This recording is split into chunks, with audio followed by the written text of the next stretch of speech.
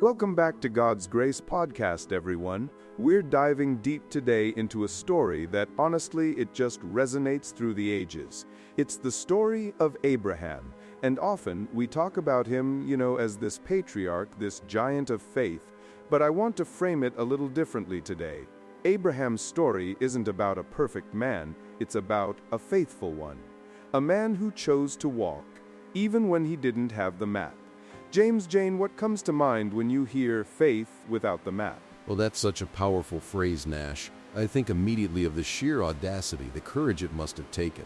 God says go, and Abraham doesn't ask for coordinates, he doesn't ask for a destination or even a timeline, he just goes. It's almost mind-boggling in our world of Google Maps and detailed itineraries. Right?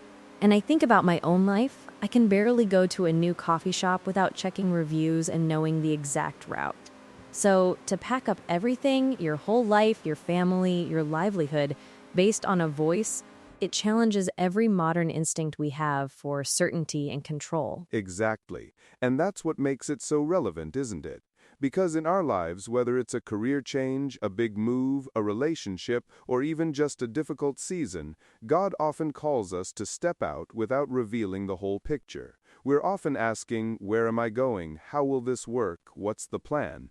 But Abraham's response was simply to pack, walk, and trust that every step mattered. And that trust wasn't born out of perfection. I think it's crucial to remember that. Abraham wasn't a saint from birth. He had his moments of doubt, his moments of fear. He told lies to protect himself. He took matters into his own hands with Hagar. These weren't the actions of a perfect man, but they were the actions of a human being who, despite his flaws, kept returning to that core decision to believe God. That's what makes him so relatable, isn't it? If he was just this flawless hero, it would be easy to dismiss his story as something unattainable for us ordinary folks.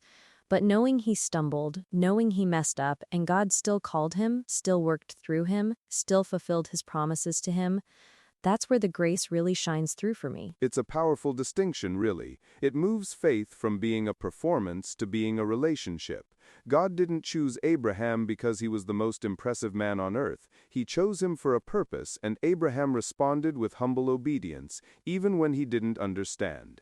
And that go command, it wasn't just physical movement. It was a profound spiritual reorientation, wasn't it? Absolutely. Leaving Ur of the Chaldeans meant leaving behind not just his physical home, but his cultural identity, his family's gods, the very foundation of his worldview. It was a complete breaking away, a radical redirection of his life's trajectory. And God didn't say, go to the promised land. He said, go to the land that I will show you. The destination was revealed piece by piece, not all at once. And that's where the modern believer gets stuck, We want the grand reveal, the detailed blueprint. We want to know the why behind the what. But Abraham's story reminds us that sometimes the why is simply because God said so, and the what is just the next step in front of us. Yeah, it really simplifies it in a beautiful way, but it's not easy. It's simple, but not easy. The simplicity of just go masks the immense difficulty of living with uncertainty. And speaking of God's guidance, or lack thereof at times, Abraham was also the recipient of these incredible covenants, promises directly from God. How do these ancient covenants reveal the heart of grace, James? That's a fantastic question, Nash. These covenants, especially the one in Genesis 12 and 15, are foundational. God initiates them. Abraham doesn't earn them. God approaches him and says, I will make you into a great nation, and I will bless you, I will make your name great, and you will be a blessing. It's entirely unilateral. Abraham hasn't done anything yet to deserve this. He's just chosen. So it's not about Abraham's performance, but about God's promise, and that's grace, right? Unmerited favor, God saying, I choose you, and I will do this through you, long before Abraham ever proves himself worthy. Precisely. And later, in Genesis 15, when God makes the covenant more formal, he walks through the divided animal pieces alone. In ancient Near Eastern covenants, both parties would walk through, signifying their commitment and the consequences of breaking the covenant. But God walks through alone, indicating that he alone guarantees the covenant. It's his faithfulness that upholds it, not Abraham's. This is a profound foreshadowing of the new covenant in Christ, where our salvation isn't based on our ability to keep the law, but on Christ's perfect obedience and sacrifice. It's all grace. Wow, that imagery of God walking through alone, taking on the full responsibility, that's just powerful. It really emphasizes that it's God's work, God's promise, God's faithfulness that carries us. But even with such powerful promises, Abraham faced long periods of waiting, years where the promise of a son seemed impossible. What does it mean for us, then, to trust when God feels silent? Jane, have you ever felt that silence? Oh, absolutely, Nash. More times than I can count. Those moments where you've prayed, you've believed, you've tried to follow, and then nothing, just silence. It's deafening sometimes. And you start to question everything. Did I hear God right? Am I doing something wrong? Has God forgotten me? Abraham must have felt that, especially as he and Sarah got older and still no child. He did. And that's where we see his humanity again. He and Sarah tried to help God along, resulting in Ishmael. That was a direct response to the perceived silence, to the biological impossibility. It's a natural human reaction to try and control the narrative when God seems absent or slow. And I think many of us can relate to that. We have our Ishmael moments, don't we? Where we try to force a solution, create our own blessings, because the waiting feels too long or the silence too heavy. But what Abraham's story teaches us is that God's timing isn't dictated by our impatience or our perceived lack of options. His timing is perfect, even when it feels stretched to the breaking point. Yeah, and it's in that silence, that waiting, that our faith is really refined, isn't it? It's easy to have faith when things are going smoothly, when the answers are immediate. But when God feels silent and you still choose to believe, still choose to hold on to that promise, even if it's just by a thread, that's where real spiritual growth happens. Exactly. The silence isn't an absence of God, it's often a test of our endurance, a shaping of our character. It's a period where God is working in ways we can't see or comprehend, preparing both us and the circumstances for the fulfillment of His promise. It teaches us true dependence and it cultivates patience. And that leads us perfectly to the idea of how patience can turn a promise into a miracle. Abraham and Sarah waited for decades. Sarah was past childbearing age. From a human perspective, it was utterly impossible. Yet Isaac was born. James unpacked that for us. Yeah, the birth of Isaac is the quintessential miracle, isn't it? It wasn't just a late-life pregnancy, it was supernatural.